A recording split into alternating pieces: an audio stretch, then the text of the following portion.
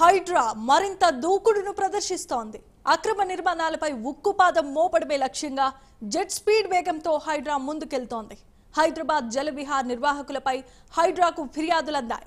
హుస్సేన్ సాగర్ను కబ్జా చేసి నిర్మాణాలు చేపట్టారని సిపిఐ నేత అజీజ్ పాషా హైడ్రా అధికారులకు ఫిర్యాదు చేశారు. అంతేకాదు పూర్తి వివరాలు కూడా తీసుకొని హైడ్రా కమిషనర్కు ఆయనను కలిశారు. అక్రమార్కులపై చర్యలు తీసుకోవాల్సిందిగా హైడ్రా చీఫ్ను కోరారు. Aziz Pasha ex MP central secretary CPI నిన్న ఒక డెలిగేషన్ హైడ్రా కమిషనర్తో ఒక మెమోరాండం ఇవ్వడానికి మేము పోయినాము. అది జలవిహార్ గురించి.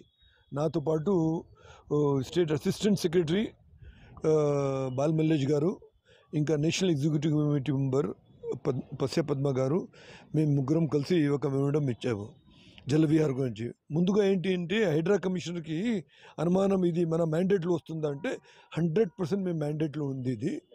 సో ఎందుకంటే పర్యావరణ వ్యతిరేకంగా ఈ పొల్యూషన్ లెవెల్లో, ఇంకా చుట్టుపక్కల ఉన్న localities BS Maktha, MS Maktha, Mukundganj, ఇంకా మన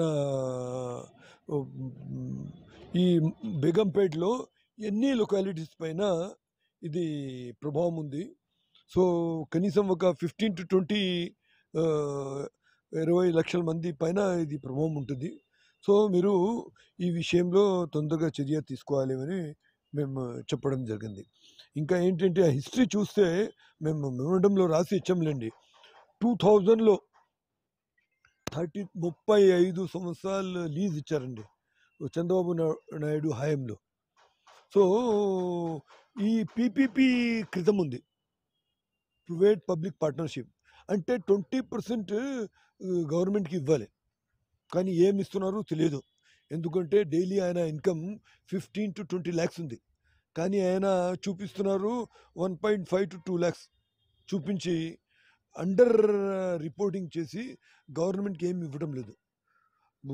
అమ్యూజ్మెంట్ పార్క్లో చూస్తే జనరల్గా 40 to 50% ప్రాఫిట్ మార్జిన్ ఉంటుందండి. కానీ ఈయన -3 to 10% చూపించారు.